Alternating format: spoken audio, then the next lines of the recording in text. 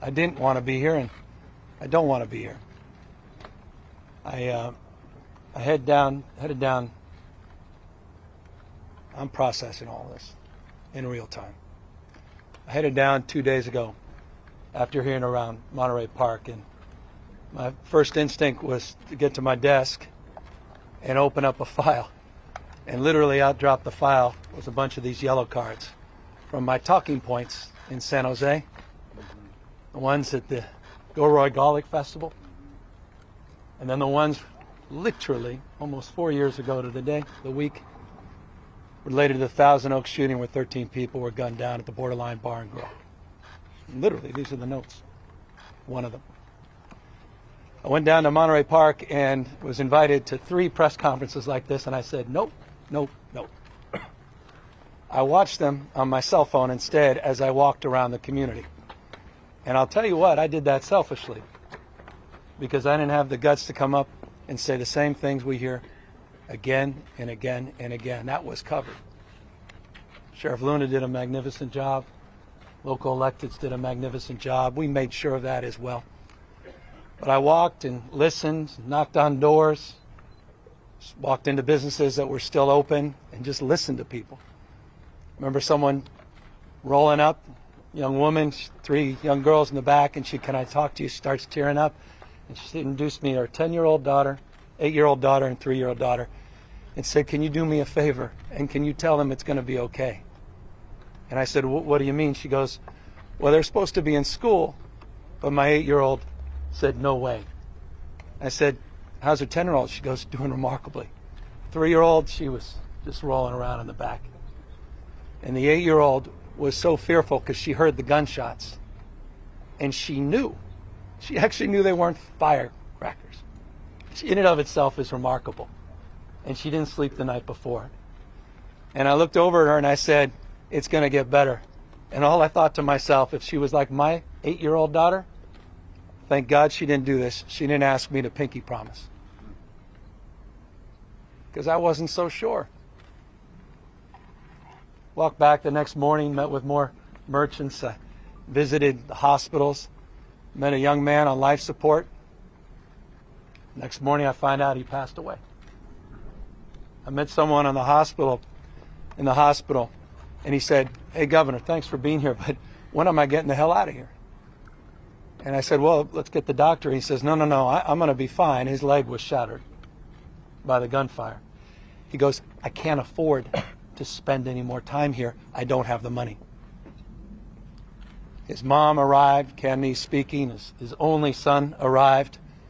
And they came over to me worried he's going to lose his job in the warehouse the next day unless he can go back to work. Joaquin talks about inequality and things being exposed. Well, that's exactly what we experienced here today. Farm workers of all stripes. Latino descent, Asian descent. Asian gunmen. 39 now of these mass shootings, and we're only at day 24 of the new year. I was looking back at these same notes, and it's right here, right up on the right corner. It says Aurora. It goes down to Midland, Orlando, Buffalo, Poway, Parkland, San Jose, Sutherland, Sandy Hook, Boulder. And I started writing in Monterey Park. And now I got to write in Half Moon Bay. What the hell is going on? But it was said, and it's said all the time, only in America. Only in America. Number 1 in gun ownership, number 1 in gun deaths. It's not even complicated. And guess what? This happened on our watch. Society becomes how we behave. We've allowed this to happen. Doesn't have to be this way. It wasn't always this way. A few decades ago, we didn't experience these kind of things. We've allowed this to happen. And I feared 2 days ago that Monterey Park would give way to other headlines, little did I know I'd be up here to give away 2 or 3 days from now to whatever the headlines will bring. Meanwhile, the trauma and the damage, the devastation is felt for generations in some cases. Communities being torn asunder, no one feeling safe. All those farm workers, like, can I get a job someplace else? I can't go back. And by the way, some of you should see where these folks are living, the conditions they're in. Living in shipping containers, living in shipping containers. Folks getting $9 an hour. You want to verify the California minimum wage? Not $9 an hour. No health care, no support, no services, but taking care of our health, providing a service to each and every one of us every single day. So this whole thing is just a stacking of issues that come to the fore. But the one common denominator are these damn guns. I got no ideological opposition to someone owning a gun responsibly. But what the hell is wrong with us that we allow these weapons of war and large capacity clips out on the streets and sidewalks? Why have we allowed this culture, this pattern to continue? What happens in every one of these cases, I watch those same evening newscasts you do. Well, we couldn't solve for this with this particular law. We can solve for a pattern. We get so consumed by an incident that we lose sight of the pattern. I'm proud of California. Don't think for a second this state has stepped aside. We've taken responsibility. We believe it's decisions, not conditions, that determine our fate and future. We've led the nation. We've led the national conversation in gun safety. No state in America has done more than the state of California. And the data bears out the efficacy, the success of gun safety. Gun safety saves lives, but notably, not in every case. No one's naive. So don't point to that as proof of its failure. Quite the contrary. Gun safety saves lives. The modern gun safety movement started with a guy named Ronald Reagan. Republican Party should look that guy up.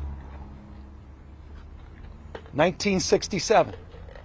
The great leadership here in 1989 with the assault weapons ban, led by Senator Feinstein a few years later after another tragedy in 101 California in the 1994 assault weapons ban. That worked.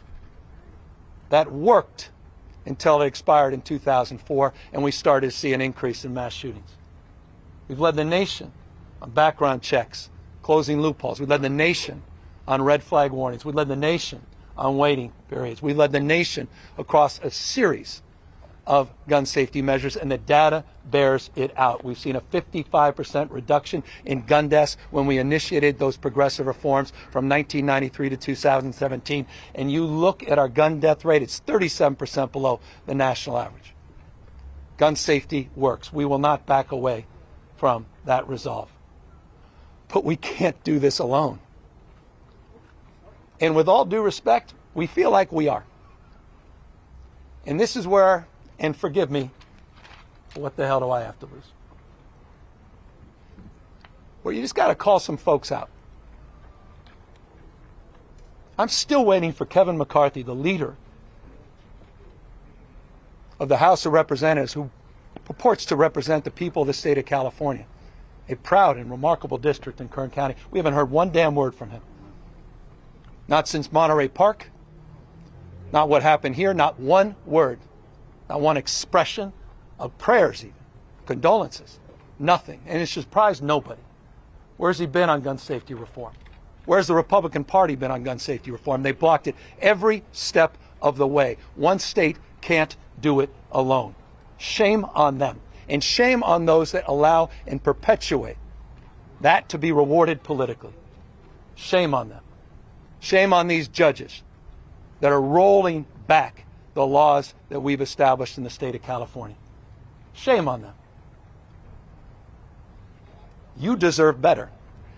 We deserve better.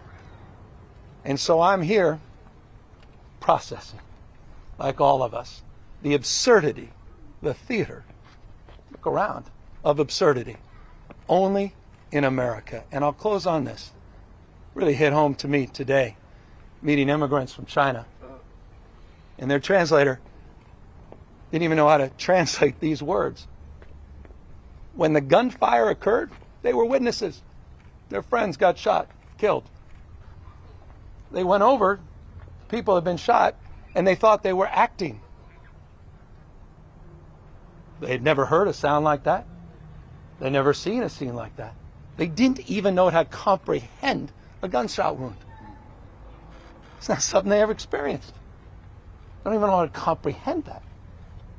Only in America do we see this kind of carnage, this kind of chaos, this kind of destruction of communities and lives and confidence and a sense of safety and belonging, which we all yearn for, regardless of our political stripes or our lot in life. So thank you to the first responders, the rock stars behind us, the paramedics that were on the scene.